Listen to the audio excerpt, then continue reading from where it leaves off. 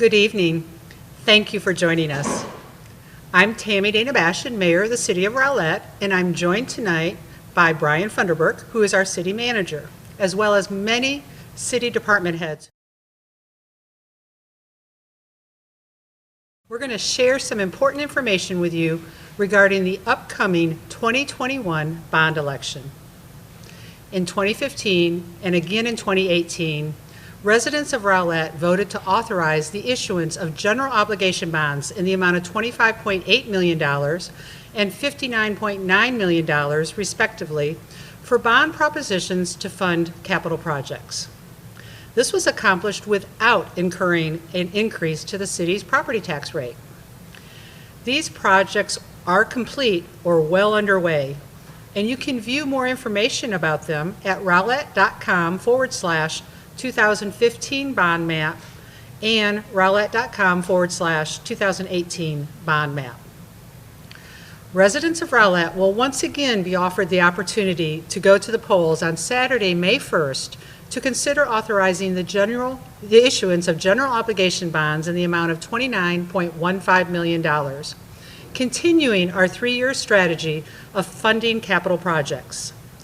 There are 3 bond propositions on the ballot to fund paving and drainage, parks, trails, and recreation facilities, and public safety projects. And once again, if passed, residents will not experience an increase to the city's property tax rate. All of these projects were carefully considered and proposed by the citizen-led Community Investment Advisory Board. The City Council voted unanimously to place these propositions on the ballot for your consideration. Known as the CIAB, members of the Community Investment Advisory Board were carefully vetted and invited to serve based on their knowledge and their demonstrated extraordinary service in our community. The CIAB citizen members brought a broad base of knowledge, history, and dedication to doing what is best for Rowlett. And we were extremely fortunate to have all of their differing areas of expertise represented on this board. And as the CIAB is comprised of Rowlett citizens just like you, they valued resident input to assist in identification of projects. The citizen input was solicited through social media, an online project identification webpage, RTN 16 broadcast, emailed and handwritten suggestions, and through individual conversations. 43 identified projects totaling over $147 million were considered by the CIAB, while prioritizing the slate of projects then presented to the City Council for their consideration. So let's get on with our presentation. I'm sure you've seen the 2021 bond election newsletter we mailed out and are interested in hearing more about these projects. Once our presentation is complete, we have staff on hand to answer all of your questions. Staff is monitoring this Facebook Live comment feed, so if you have a question, you can type it there. Just a quick note in closing, even more than at national and state level elections, voting in local elections can have a real effect on change in our community. The November 2020 election experienced record high voter turnout, and I would like to encourage all of you to come back to the polls on May 1st. Cast your vote and let your voice be heard. And now, Drew, if you'll start our presentation. Good evening. My name is Brian Funderburk, and I'm the City Manager of Rowlett. I'm joined here this evening with Mayor Tammy Dana Bashan and City staff to present to you our 2021 CIP bond funding package. We're going to do a short presentation and then open it up for questions. I'm going to take you on a journey that includes the Community Investment Advisory Board, or our CIAB, the general status of the projects from the 2015 and 2018 bonds, how much the 2021 CIP bonds will cost and how we will pay for them, the specific projects that are being considered, how to get additional information, and when early voting begins and election day is. And you can always find more details on our website at rowlett.com/2021 bond map. In fall 2019, the CIAB was challenged with prioritizing $40 to $50 million in projects that could be completed in a 3-year period and that would require no tax rate increase to our citizens. You can see the goals for the 2021 CIP bond election on this slide.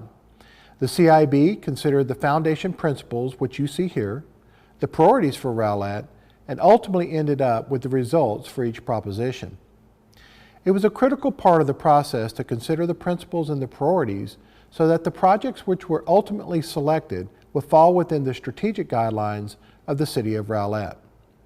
There are 10 active members of the CIB, and they join forces with Councilmember Whitney Lanning, who serves as a council liaison, and many of our staff to outline projects needed in the 2021 bond election.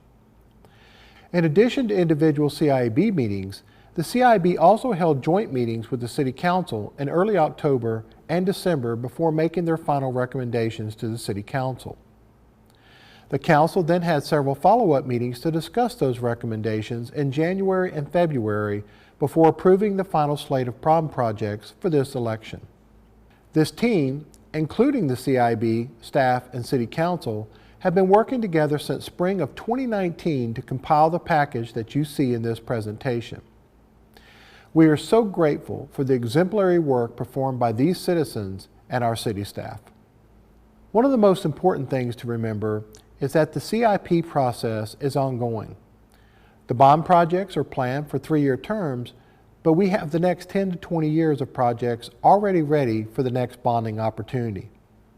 Cash CIP projects tend to be smaller and focus on repair initiatives in neighborhoods, and those are funded through the annual budget process. The public's input is valuable and critical, and once this election is over, we will start preparing for the next bond election in 3 years. Preparing this list of projects means balancing all of the major priorities for the City of Rowlett, including existing infrastructure needs, planning for growth and capacity, and focusing on quality of life initiatives. In determining the recommended list, the CIAB evaluated 43 projects totaling $147 million from city departments and 35 project requests from our citizens. One question we often receive is, what has happened from the bond projects from the last 2 bond elections? In 2015, the voters approved $25.8 million in projects, and as of today, all but 1 or 2 are complete. One of those projects is the restroom facility at Lakeside Park, and we're in the final stages of the design and hope to have that new facility in place this summer. In 2018, Rowlett citizens approved $59.9 million in projects. An update was just presented to Council on March 2nd with a full status update of projects from 2015 and 2018. You can watch the recording of that meeting on Rowlett.com. You can also visit the CIP engineering page on Rowlett.com to view the latest update via a PowerPoint slideshow. The majority of the 2018 bond projects are complete or in process. Major projects still under design include the widening of Miller Road from the railroad tracks to Dow Rock and the Chisa Road improvements from Dow Rock to Miller Road. Both of these projects require considerable engineering and right-of-way acquisition, which takes longer than projects that fall within the city's right-of-way. Chisa Road also has significant drainage issues to work through. One of the most common questions we get is how much will the bond program cost us and how will it be paid? This slide depicts the current existing debt service schedule. It demonstrates that the debt service falls off over time, providing tax capacity for future bond projects. The area in black represents the current tax-supported debt, and the blue shaded area shows the schedule for the debt anticipated to be issued over the next 3 years from this bond election. It is important to note that the green shaded area represents future capacity. Estimating the future bonding capacity takes into account the declining debt as bonds are paid off and projected growth in property tax values due to new development and increased values. The area in red represents the potential growth in property tax revenue that can support additional debt at the current tax rate. Combined, the areas in green and red represent the city's total future bonding capacity. A conservative approach was taken to estimate this capacity by using a higher interest rate on the debt and a lower growth rate. This bond capacity provides the ability to issue $40 million over the next 3 years without a tax rate increase. This slide illustrates the strategy behind the city's bond programs in 3-year cycles. It has allowed us to bond nearly $86 million in public safety, quality of life, and infrastructure projects without a tax rate increase. And by managing the bond program at this level, we have the ability to meet the needs of our growing community. As stated previously, the CIAB was provided a target to prioritize $40 million in projects with no tax increase. The City Council ultimately set the 2021 bond election at $29.2 million, with the potential to call an additional bond election in November to include a new fire station at Sapphire Bay, with the remaining $10.9 million in bond capacity to maintain the current tax rate. The initial 2021 $29.2 million election would be issued over the next 3 years in increments that support the pace of the designated projects and take advantage of the current low interest rate market. The next slides identify which projects will be constructed when the bond election is successful. After many meetings with staff and joint meetings between the City Council and the CIAB, the projects proposed total $29.2 million and include paving and drainage, parks, trails, and recreational facilities, and public safety projects. You can see Proposition A will include paving and drainage for $19.5 million. Proposition B includes parks, trails, and recreation facilities at $7.4 million. And Proposition C has 2 public safety projects valued at $2.3 million. On this slide, you can see the full list of projects outlined for the 2021 CIP bond election that will be held in May. While we don't have time tonight to go through the details of each project, the next few slides will explain how you get more information on the projects and the dates for early and election day voting. Proposition A includes Lakeland Heights Phase 2 construction, concrete pavement replacement funding, which is spread across 3 years, matching funds to further develop the Merritt Interconnector, Long Branch Creek Erosion Control, roadway improvements at Toller Business Park Phase 1 and 2, Country Air Estates Phase 1 and 2, and East Industrial for funding for alley construction. Proposition B includes funding for the design and construction of Phase 2 and 3 of Herforth Park, the Wet Zone Water Park, additional trail development, erosion control, and lakefront parks and sports field improvements at Community Park. Proposition C includes funding for an upgraded emergency siren system and the design of the Sapphire Bay Fire and Police Station. So, where can you get more information? One way is this town hall meeting. This forum creates a unique platform that makes it easy for citizens to communicate with us about the 2021 bond election. Second, we have mailed an informational newsletter to residents in Rowlett. It discusses the specific details about the election and each individual project. Third, we have built an interactive map which you can find on our website at rowlett.com/2021 bond map. This website also provides a link detailing each project, including the scope, cost, and more. Just a reminder, early voting begins April 19th and continues through April 27th. And Election Day is Saturday, May 1st. Remember, due to winter storm damage at the Annex building, early voting will once again be held at the Rowlett Community Center. While we have not had time to go into detail about each project, we are here tonight to answer your questions. Staff has been monitoring the questions on Facebook Live, and we will start with the first one. Thank you.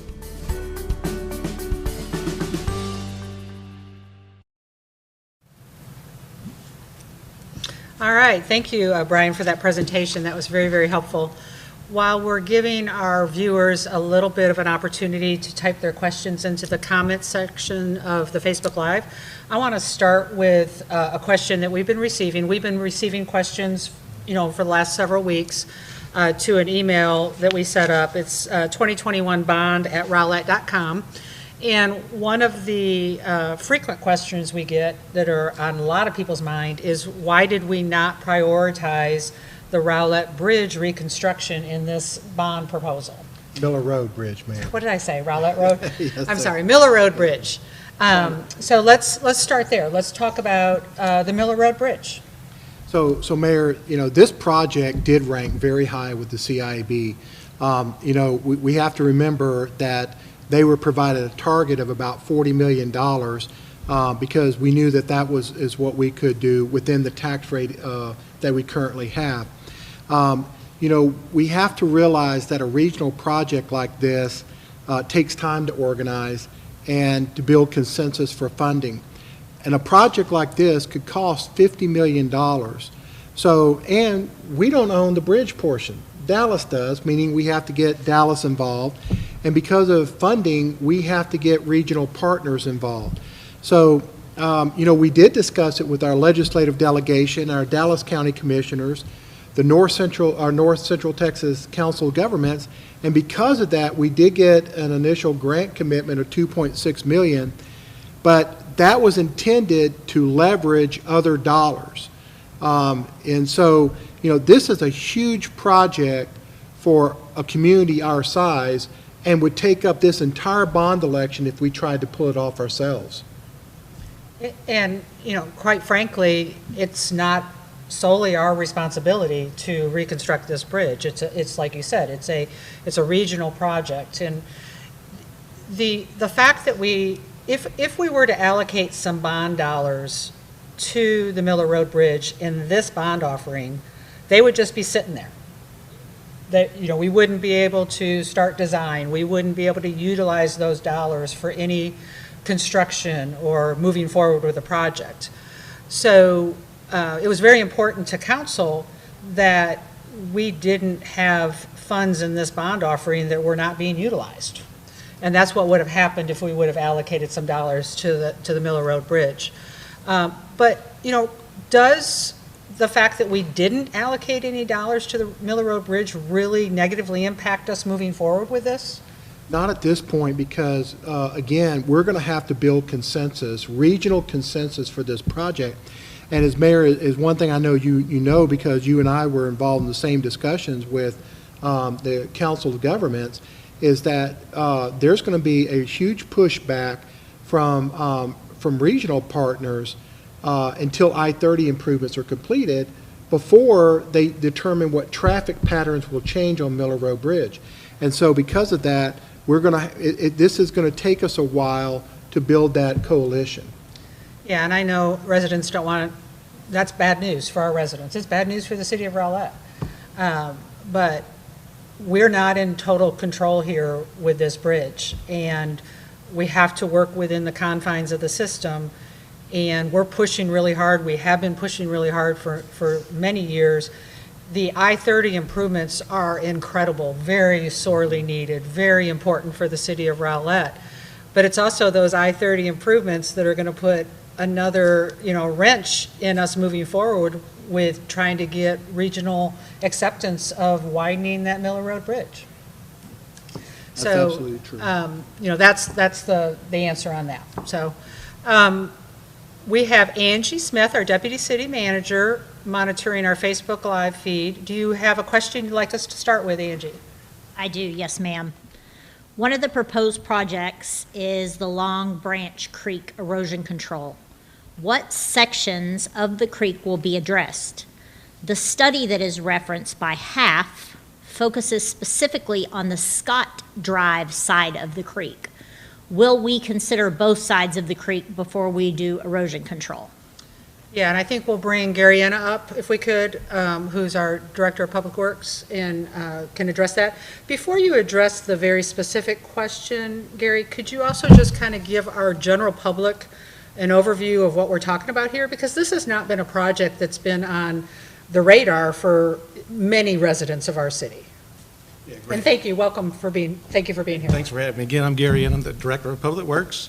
And to address the question, the erosion in the creek, really, once erosion starts, it really escalates quickly. Sorry about that. So we had to address it. We're losing some land and some fences in the area. The study is just a mere study to analyze the one section of the creek to realize that we have an issue. Now that we know we have an issue, when the project is selected, we will make a complete engineering study and address all concerns of the tributary. To the extent we have funding available. Exactly. Yes, ma'am. So, but can you back up a little bit? Again, there's a lot of residents out there that don't even know what we're talking about. So where is this located? What's the problem that we're trying to address? So Long Branch Creek starts at the northwest corner of Rowlett and feeds into Lake Hubbard. So basically it goes behind Scott Drive, across Miller, and into the lake. And it is a large tributary that carries a large volume of water through our city. And what's happening there that's causing this issue? So the erosion, you have scouring. That's when the bank has an edge fall off and it creates scouring, which is a circular motion of water. It's very destructive, and you start losing bank edge. Is this in people's front yards, It's in backyards? people's backyards. Thank you for feeding me these questions. I'm trying. It's in the backyards of two neighborhoods. One is on Weems Way and one is Scott Drive predominantly. And I know Angie in her question mentioned half. Is that the engineering company? Engineering, Half Associates performed the study. Yes. So the study identified we have an issue. We've got a neighborhood we're losing backyards to erosion. Okay. Anything you want to add? Now, the one thing, Mayor, was, this project or concern was actually brought up originally by residents on the south side. And they were, because for several reasons, but that's what got us started in doing this analysis. And I just want to say that because, that is where, the water is coming pressing against that south side mostly, which, but eventually, if we shore that up, it could also inroad to the north side of the creek as well. And so that's one of the reasons why we need to really look at all of that. Anything else, Gary? That's it. Thank you. Okay. Angie, next question. Why isn't the developer of Sapphire Bay paying for the fire station? Okay. I think we'll go ahead and bring Chief Howard up to help us with that. And while he's coming up, Brian, why don't you start off the answer on that? Okay. There's a couple of questions here, but I think what I want to do, Mayor, is kind of really get at, first and foremost, no developer is responsible for public safety. That is our responsibility. And as a part of our negotiations with Bayside and later with Sapphire Bay, one thing that we pressed forward is to have the land dedication for us to be able to build a fire station and a police substation. And so we were able to secure a 1-acre site on the property. What we're going to have to do, though, is then build the station itself and then staff it. And we've already received quite a bit of federal grant dollars to help us do that, and that will get us a good kickstart to preparing the staffing we need for the facility.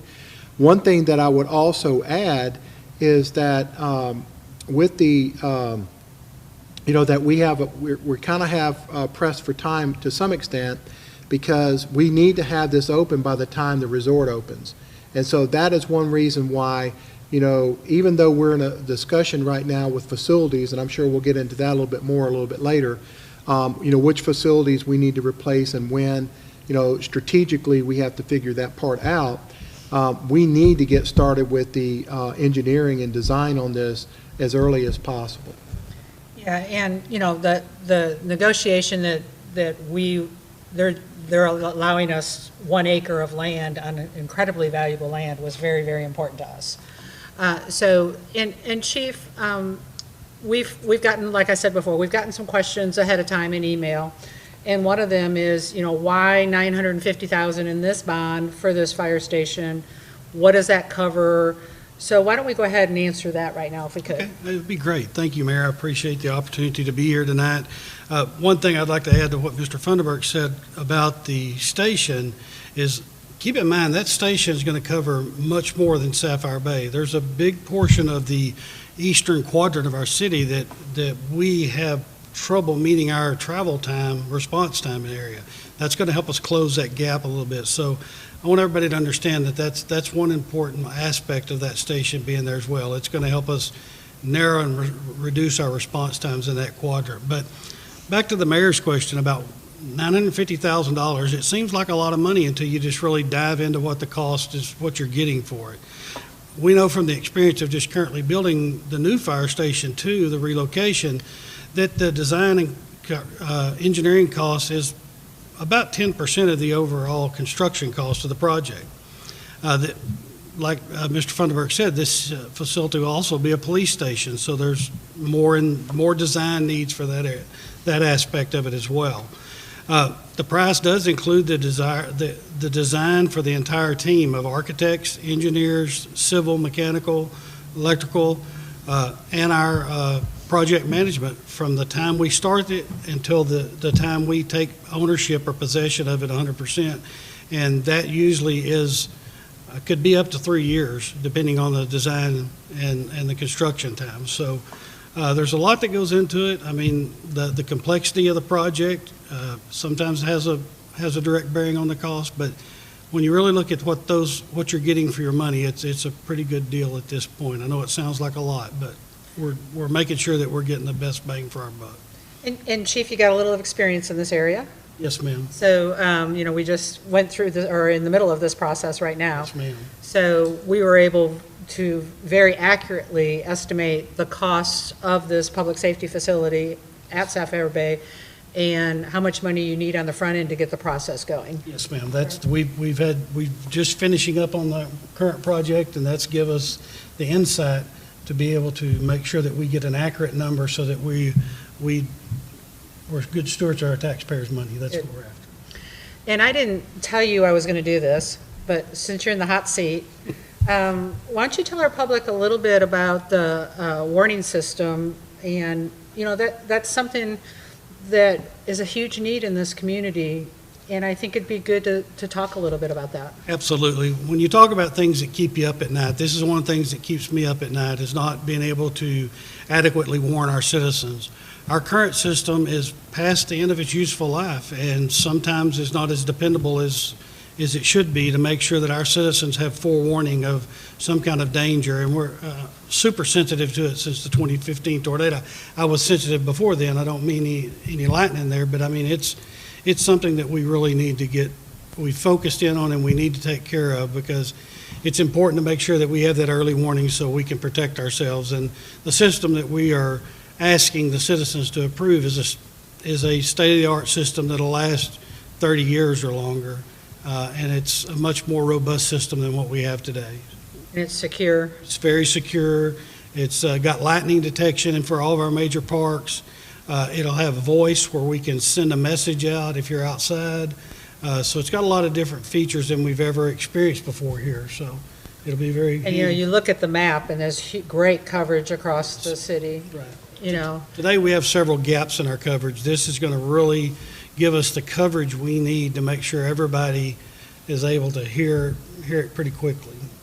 And there is no doubt in my mind that those sirens saved lives. Absolutely. In Absolutely. our 2015 tornado. Absolutely. Even some of the citizens that were in the area say they saved their lives. They wouldn't have taken cover had they not heard the sirens. So, yes, and they there's saved places lives. that can't hear the sirens right now. Yes, ma'am, there sure is, and that keeps me up at night. I'm sorry. So, Thank you for that. thank y'all. Any other questions for us? Is there a follow-up? There is a follow-up question. Will Station 5 also be responsible for responding to I-30 calls, accidents on I-30 and such? Yes, it will be responsible. It will assist other stations when we need to to answer calls on I-30. Yes. Okay. All right. Angie, you have another question? I do. I have a list Thank you, of Chief. questions. We've gotten some great ones on Facebook.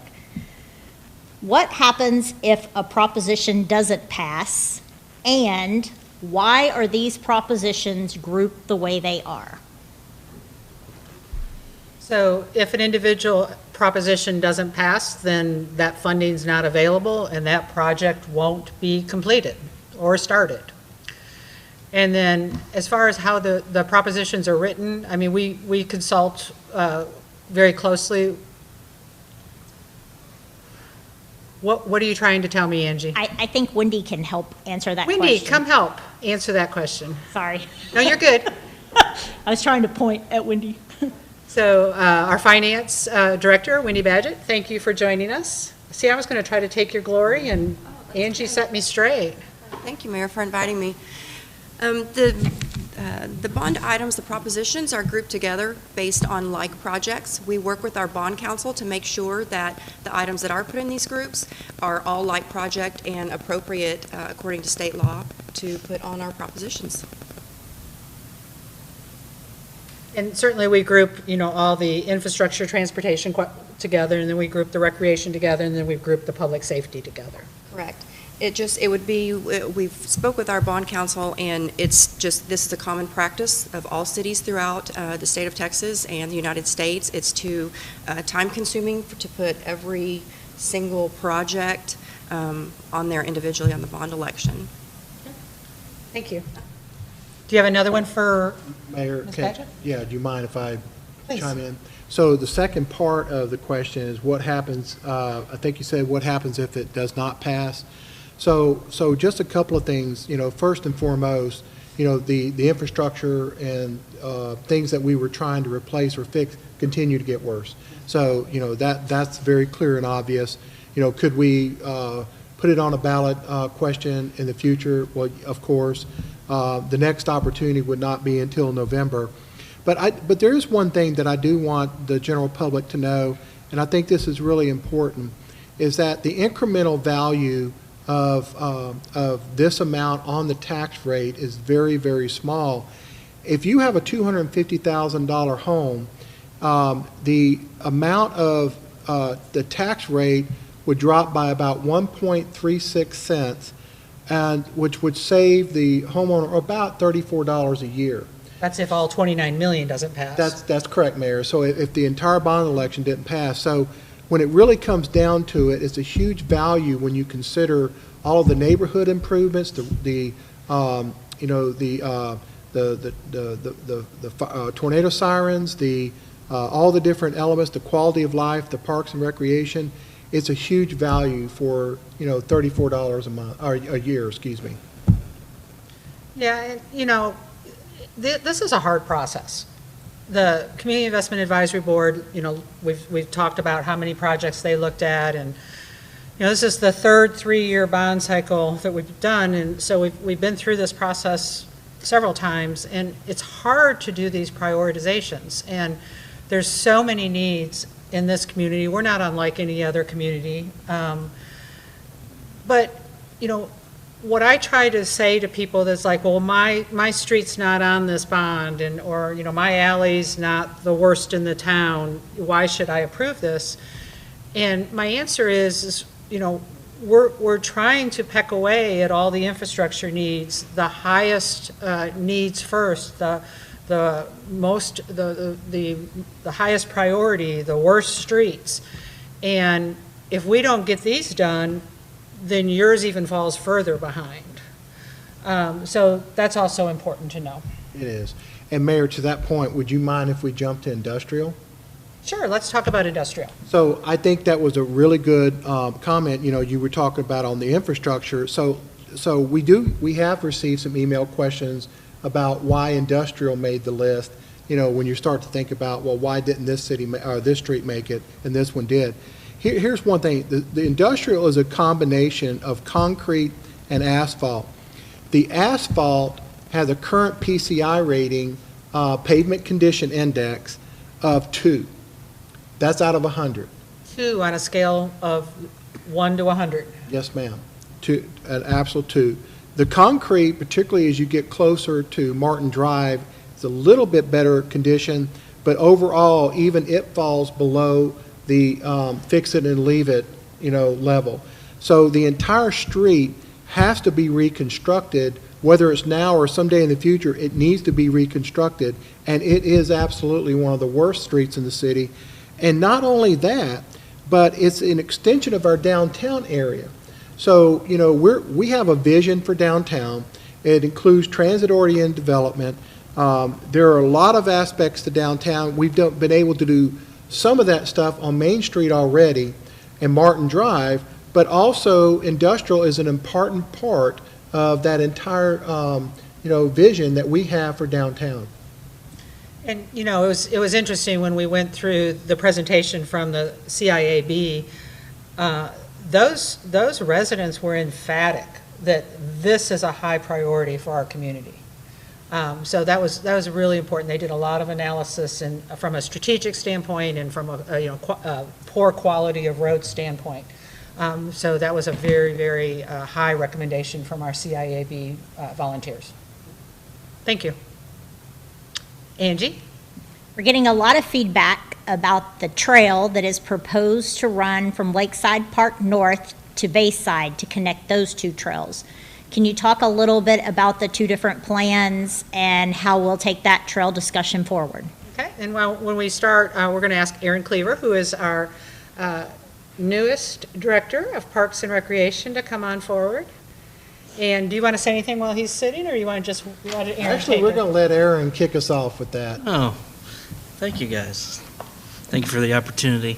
So the big discussion of the Fuqua and the Spinnaker Cove Trail began back in 2018 when the city developed the Parks Master Plan.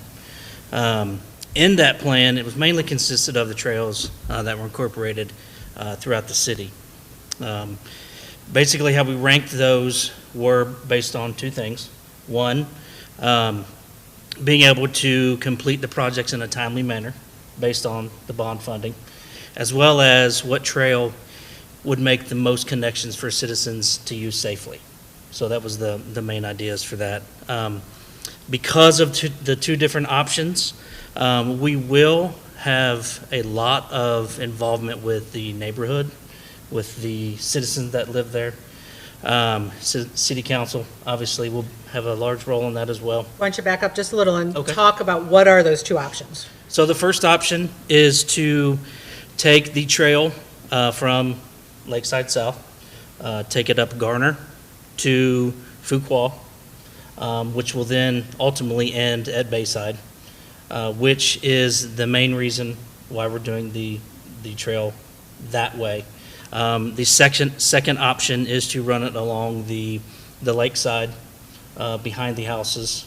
That will also connect to Bayside as well.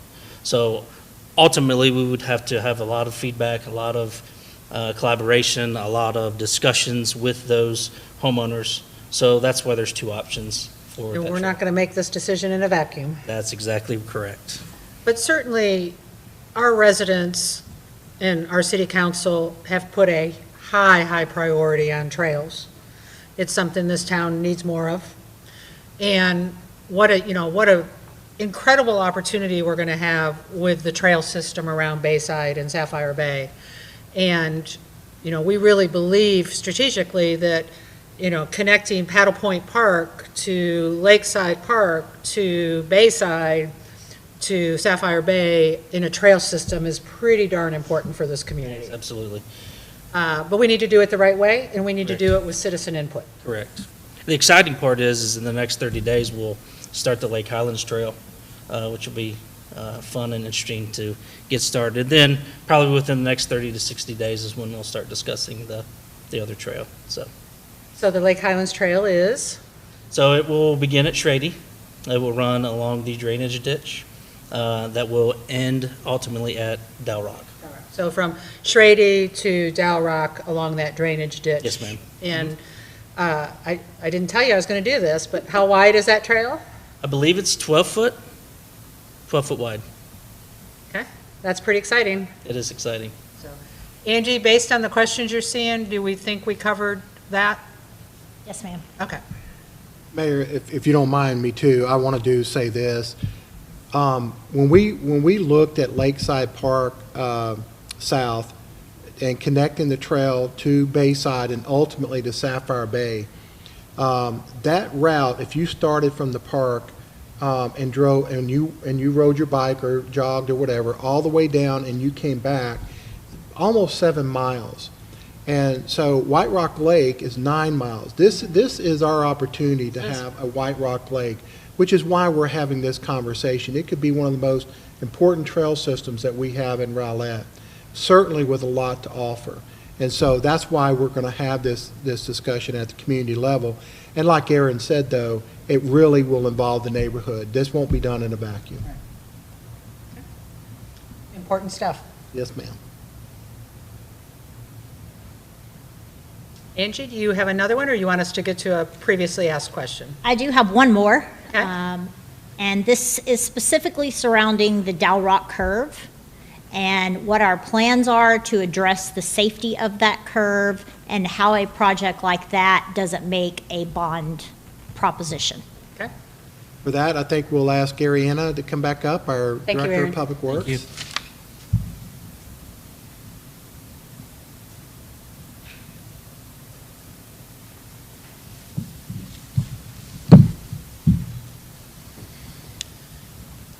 So the update on the project is we are slated to go to council and present findings of a study April 20th.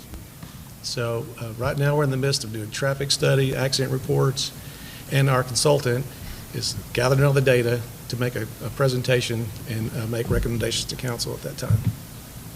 Okay, and so why wasn't it on this bond? So the project was recommended for the bond, and it was discussed. It just did not make the list because of the funding. There's just not enough funding. When you upgrade a road of asphalt to curb and gutter, there's a lot of infrastructure underneath it, and the infrastructure is really what's driving the project to the cost so high, the water and sewer. So the study that we're having done is what alternatives? What kind of alternatives? So the studies is, what can we do with the current condition of the asphalt road? So are we going to light up the intersection, make it safer, look at the surface coefficient of friction, and any enhancements that we can do if a car does leave the road? Do they have enough room to make a correction and still have a barricade to not let them go past that, our right-of-way easement? The barricade option has been a difficult one because we know if we put a barricade, we could cost someone their life. So the barricade one is a difficult one because of the conditions of the road is higher than the shoulder. So, and then you can also hit a barricade and careen into oncoming traffic, which would be detrimental as well. It's a difficult situation that we're going to be addressing at our next council meeting. We are, Mayor, and here's one thing I would say that they're looking at, and staff has had a lot of discussions with, is that there are some safety things we can do. We put in quite a bit of safety changes on the north curve, Right. and it actually has reduced the number of accidents quite a bit there. But then they're popping up on the south end, and so now we're trying to figure out, can some of the things that we did on the north end also be done in the south curve, including the digital signs that we're thinking about north and south, and then just also enforcement and some other activities to improve the safety of that whole curve system. But regardless, we're looking at an engineering recommendation in the Yes. near future. We are, That's Mayor. correct. And we already purchased the digital variable speed signs.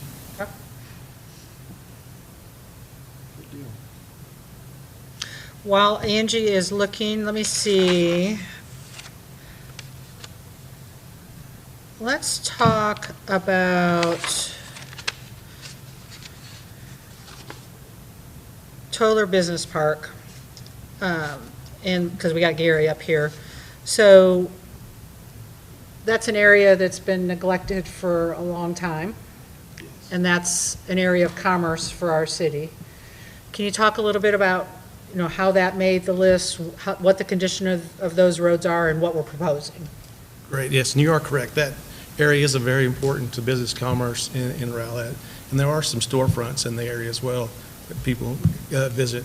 The roads, the average PCI of the road, which Ryan explained earlier, is the pavement condition index. For these 4 roads is 25, one of the lowest being a 16. So the area does need attention. And add on that, there's a creek that goes through there, and when it floods over the road. It needs to be addressed as well. And go One ahead. thing, Mayor, if you don't mind. I never mind, by the way. So one of the questions also is, what would we do to that road, that we're, like, for example, some of them that we're doing with landscaping and all these other things. And Gary, I know, we were looking at this a little more functionally. Can you kind of describe what we may end up doing with that project versus some of the others? Thanks for that question, Brian. Yes. So if you compare what we have proposed for this area of Toller Business Park It doesn't have the enhanced landscape as a Main Street when you have the silver cells for trees and the benches, but it will have nice curb and gutter and sidewalks with street lighting. Okay, thank you. And then while we're on the discussion of roads, and I think this is probably you and me, Brian, but stay here just in case. Let's talk a little bit about the Merritt Road Interconnector, because it's confusing. You know, that project is slated for over $20 million. A certain amount of funding was already in a previous bond. We're asking for a little bit of additional funding in this bond.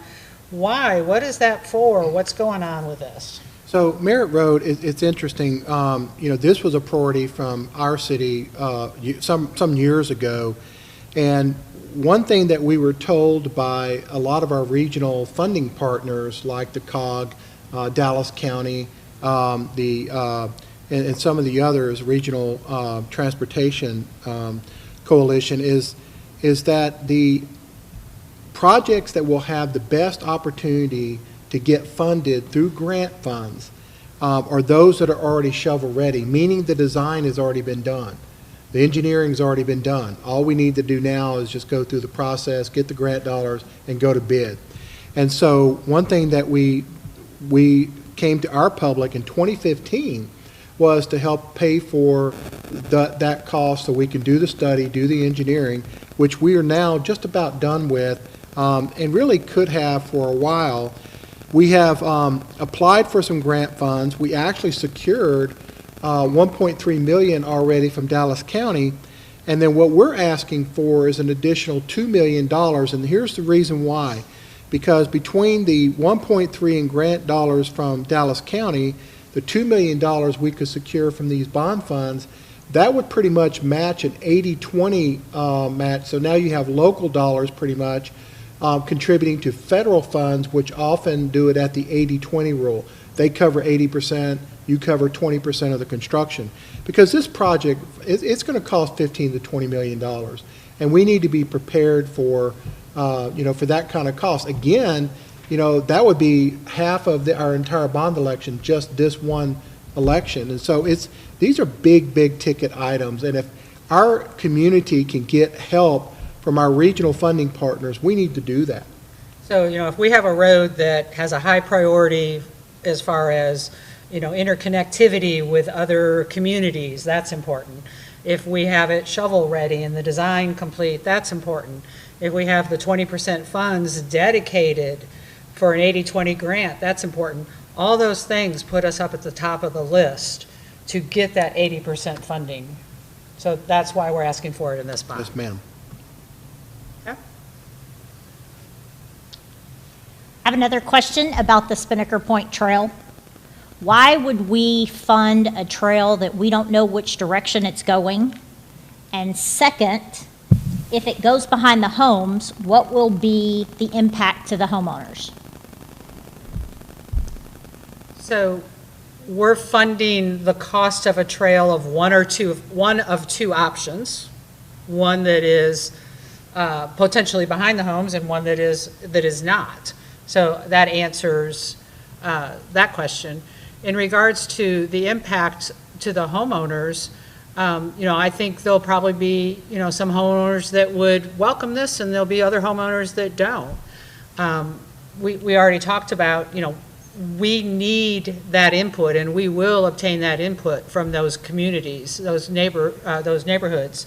And that'll be a big determining factor on the decision making here.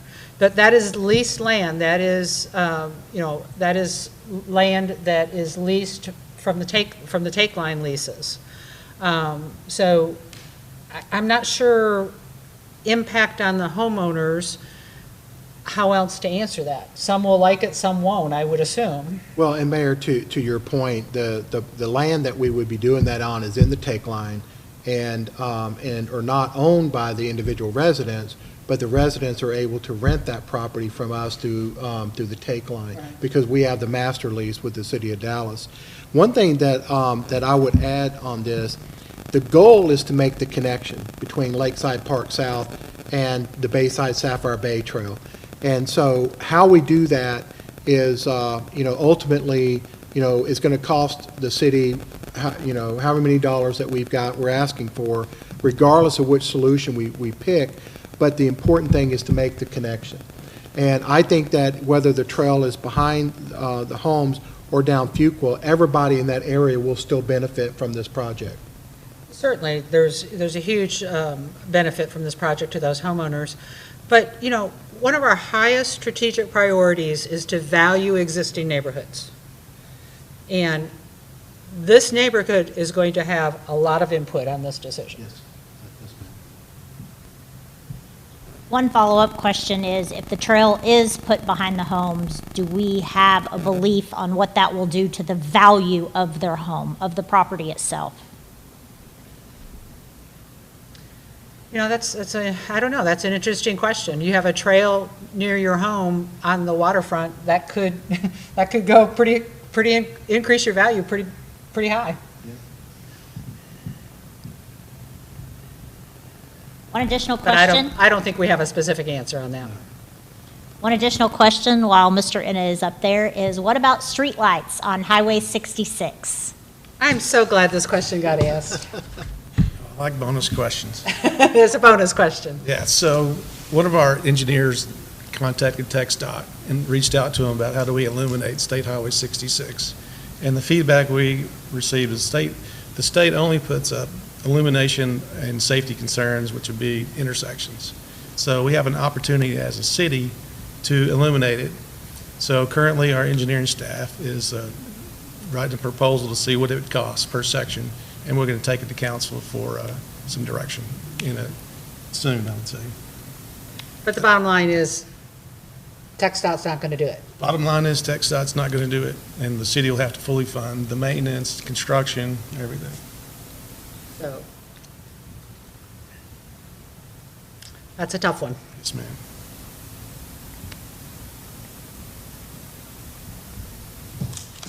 Let's see if there's anything else we wanted to make sure we covered while Angie's going through the questions. One more, Mayor. Okay? 2 seconds, I'm trying to. Has an environmental assessment or a schematic design been prepared for the potential widening and reconstruction of the Miller Road Bridge over the lake? Has phased construction of 4 lanes, 2 in each direction, been considered? And was the location and placement of the new water line located in such a manner as not to interfere with any proposed future improvements? I'll answer the last one, yes. That's the one I knew the answer. And I'm happy to Oh, I'm sorry, re-ask. Gary. That better be yes. That's yes, it is.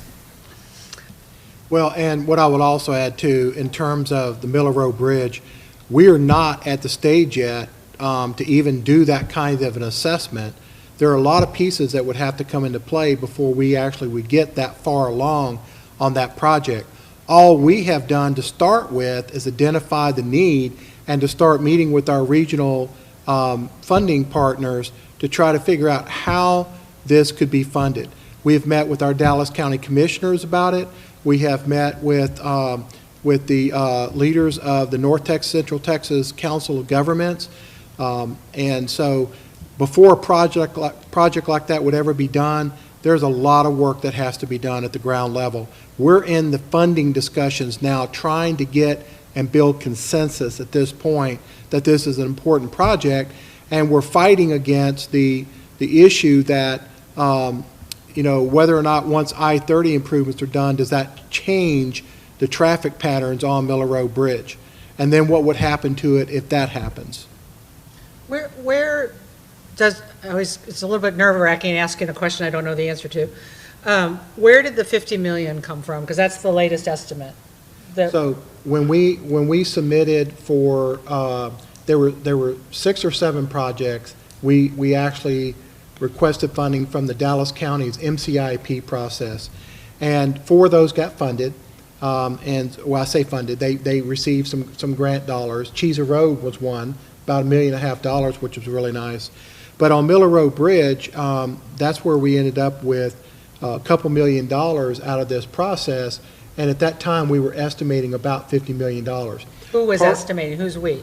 So initial work done by our engineers, and I'm talking about through the city. This was not a engineered study by any means, but it was trying to figure out the cost of a 4-lane road and the cost of replacing the bridge. So the $50 million would be all of the project, not just Rowlett's portion or Dallas's portion. It's the entire project. Do you agree with what he said? I do. All right. Better have been yes. I'm just teasing. So it's a rough estimate. Yes, it is, Mayor. It's not an engineered estimate. And honestly, though, by the time we actually would get to, a construction phase and the bid stage, we're talking several years in the future, which could make the cost of that increase. Not a good answer. I can try another one. No. Andy? I do have a follow-up question to that. Do we know when Txdot will begin on the I-30 project, Gary? So the I-30 project was let for estimates and proposal for estimates in March, and they did select a contractor. So the studies, again, now, do not know when they're going to push dirt. I do know they project a 2 or 2.5 year construction timeline. And I'm on several transportation boards, and they are not behind. They are still scheduled for that completion.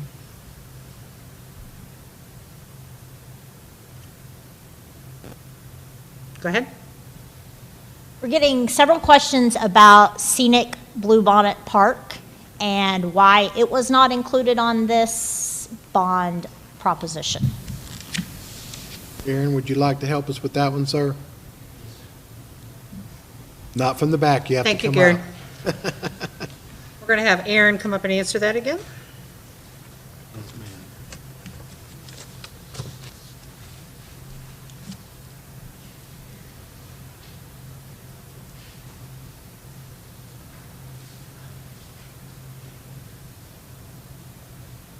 You're good.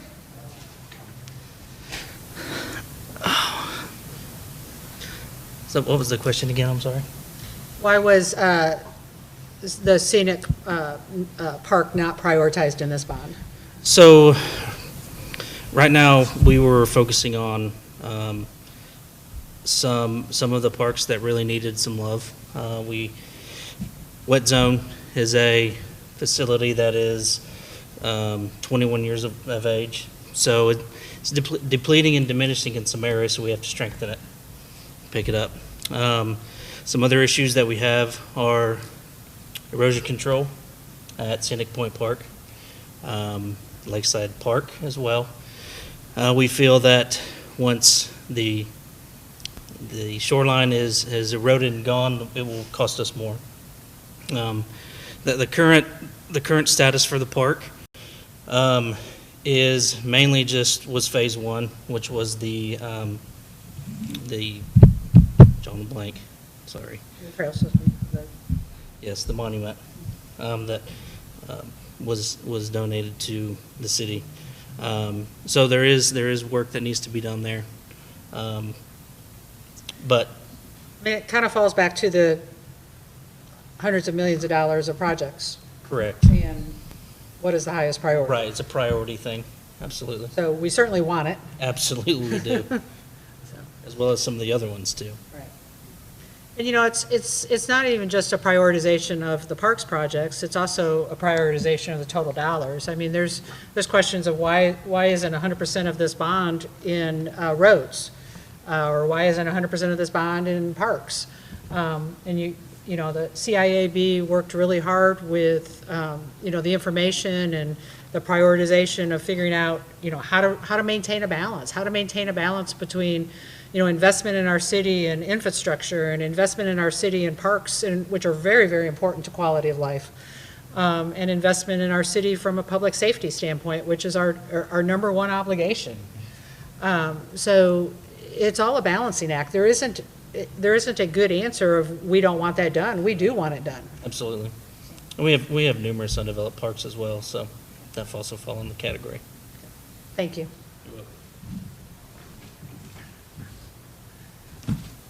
Any other questions, Angie? I do. We have one more regarding Long Branch Creek. If for some reason the proposition was not passed, is there any plans coming up to address fallen trees and such in the creek bed? I can, go ahead, Gary, please have a seat. And Just in do case. you want to jumpstart it, or you want? So if the proposition does not pass, we do have drainage fund money that we're going to put towards some of the repairs. We could do some of the tree removal. We have to get the flow of water flowing through there and stop the erosion. Removing the vegetation that fell in the creek, obstructing the flow, needs to be removed. So if it does not pass, we will still go in there and make improvements to the creek, just not at that level. But it won't correct the erosion issues. Correct the erosion issue, it'll just stop it from accelerating as fast. Okay. All right. I think Angie's saying there's no more questions. Is that what you're saying? Not at this time. And I just want to mention, Denise Perrin usually monitors the Facebook feed, and she is, but Angie is our in-house person today, and pretty darn good job, Miss Angie. Thank you very much. So, Brian, anything, we got a couple closing comments, but is there any other topics that we wanted to cover? Not topics, Mayor, but we certainly want to make sure that after this meeting, people know how to get in touch with us if they still have questions. And so the best way is to send an email to 2021bond@rowlett.com. And we've been answering those, we've been turning around answers on those emails very, very quickly. And anything else? No, I think we're good. I'd just like to thank the public for tuning in. If you were here live, I hope we were able to answer your questions. If you're watching this later and you find you have another question, just send that email. And thank you so much for your care and concern about our community and wanting to learn more about this bond offering. So we hope you go to the polls and let your voice be heard. Thank you very much.